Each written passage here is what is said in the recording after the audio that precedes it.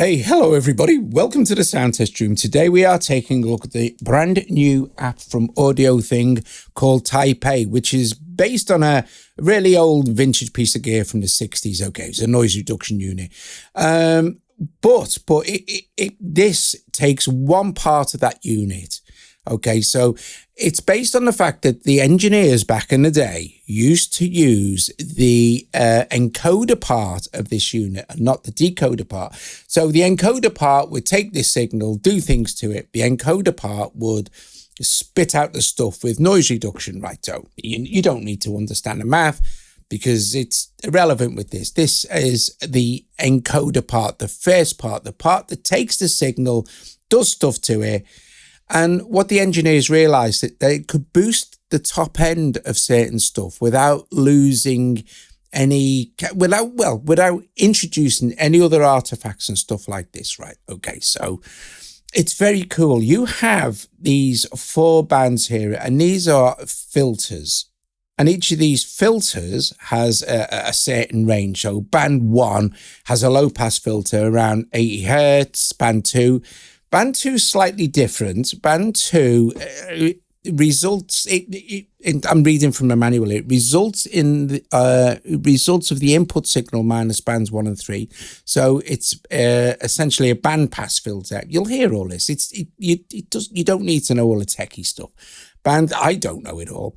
Band 3 is a high pass filter around 3K, and band 4 is another high pass filter around 9K.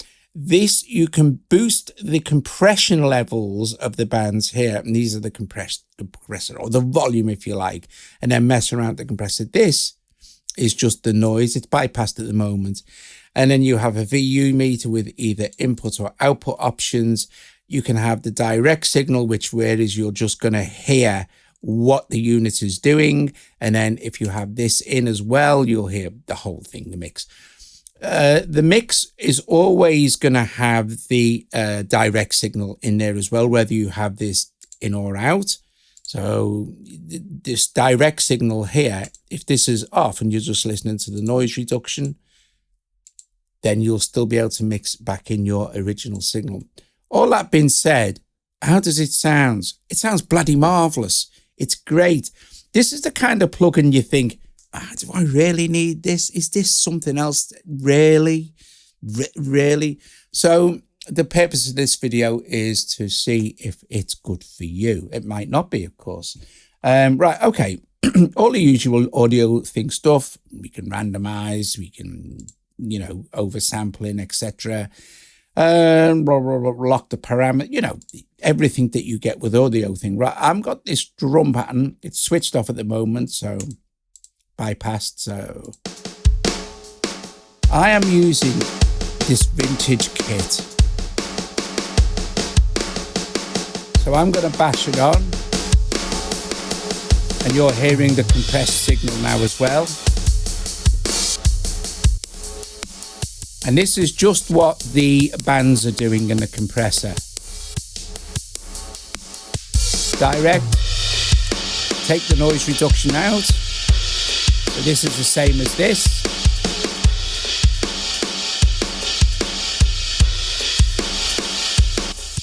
So let's switch off the first 3 bands, and then you're hearing band 1, which is the 80 hertz, right?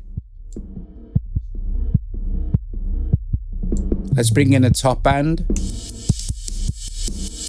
boost the compression. And let's mess around with the compressor. You can get some very, very cool effects.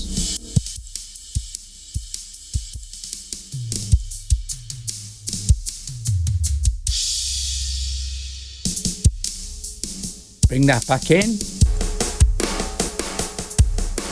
And then you can control the mix, because that's a bit extreme, right? Unless that's what you want. Boost the output and the input. Full mix.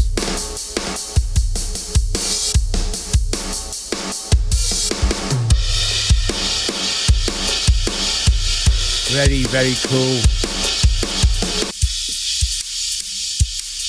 Just the compressor now. Just the direct signal.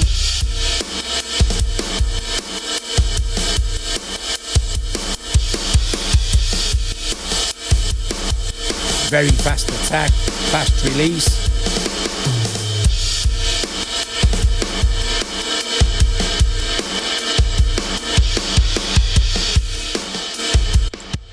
Just band 2, which is the like band pass.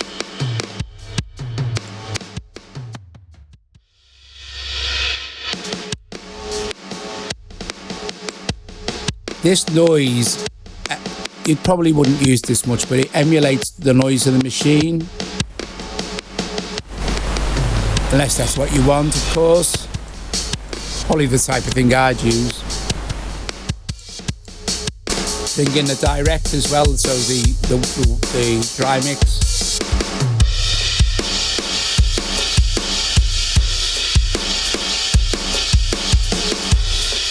Let's check out the presets. Hard compression now. No direct mix.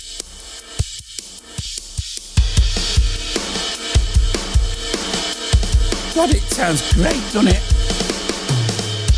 Well, I think it does.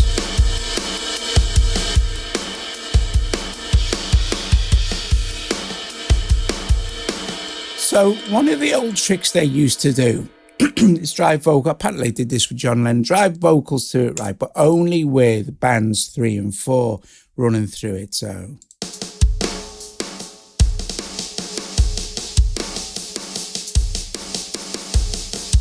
there's probably a preset down there. Here we go. Band 2's in there as well. And of course, mix as you wish. I chose to use a kind of a acoustic drum sound. You can really hear it on drums, but obviously you can use this on anything you like, bass guitars, synths, whatever. You know, it don't matter, it's up to you. You can really hear the effect on drums though.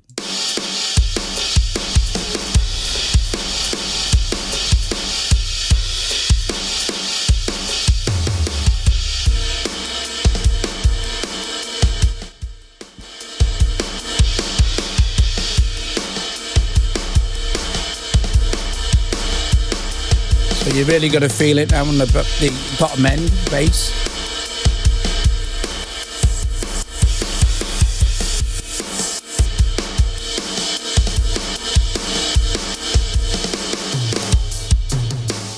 Oh, here we go.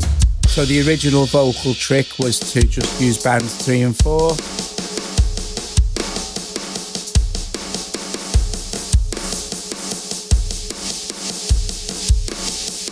You're not altering the actual frequency range of these bands when you boost them, by the way. You're just applying the compression. It's just a boost in volume, basically. So if we look at this, full boost.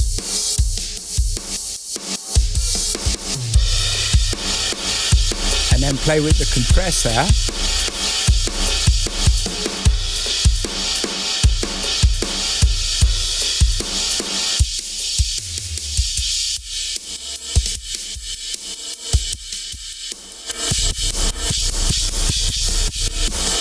You can get some really cool effects.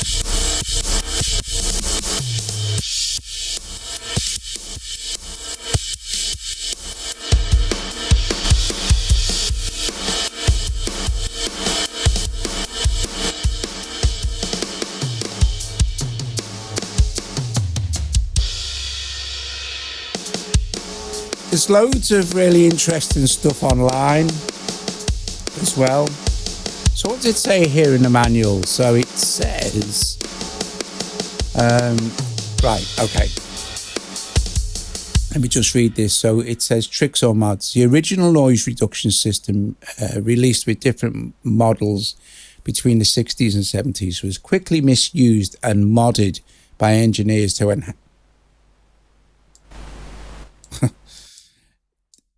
enhance their recordings by using only the encoding stage, or the first stage, which is what this is. The most common mod consists in disabling the 2 lower bands, like that, And so that only the high frequency portion of the signal is compressed, giving even more air to vocals. So, you know, you can run these up and do what you want with the compressor. This technique was labeled with many names like vocal trick, stretch mod, vocal stressor, and even the John Lennon mod, because obviously he must have used it.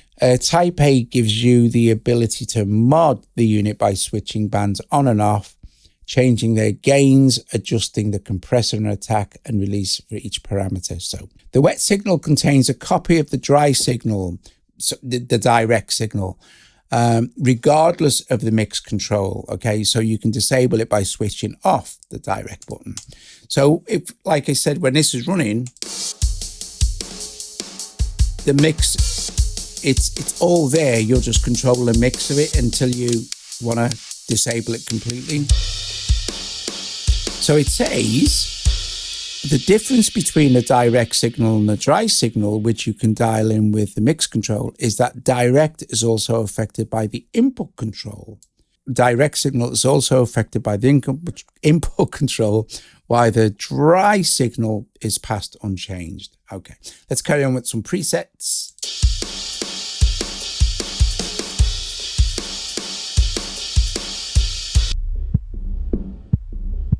Very cool. You see what I mean? Now you might want to, you start to play with this and you think it's not doing a lot until you start to dig in and understand what it's doing, sort of thing, you know? Although you don't need to really understand all the techie stuff with effects, you just need to play around with it. Don't forget your hearing is the important thing here.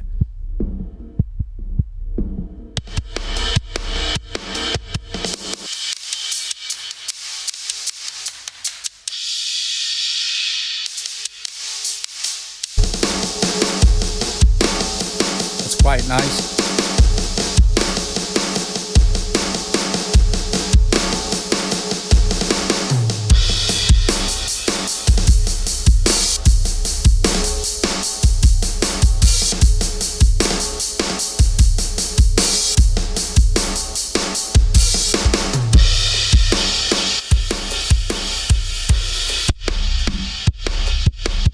Some really cool stuff.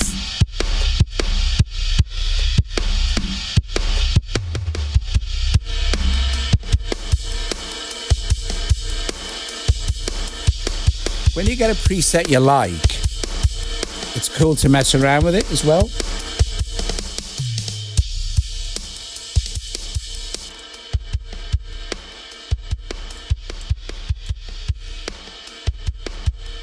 You can really hear the compressors on the cymbals.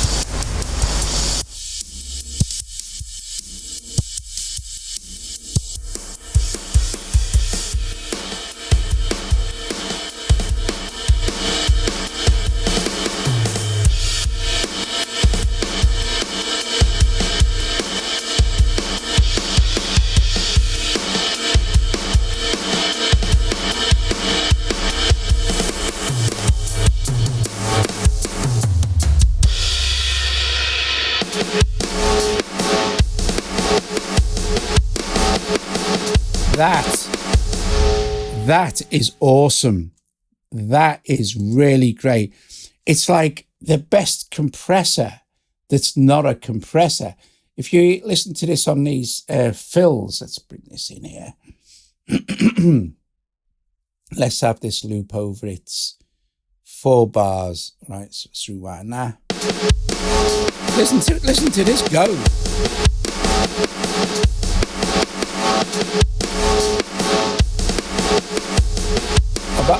By the way, I've got a limiter on it so I can go nuts and not, overload the volume sort of thing. Got a bit of EQ on the drums, neither here nor there. Right, let's look at this. Let's have a mess around, eh?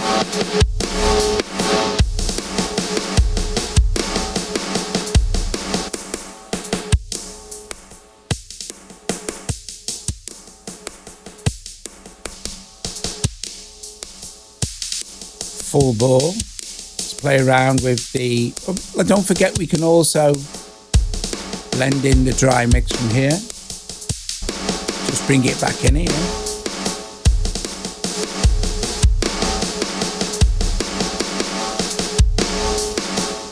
Brilliant.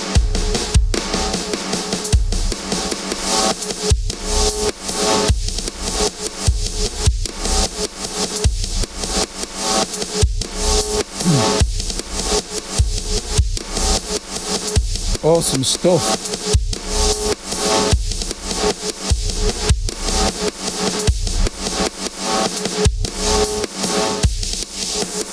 Let's chill this out.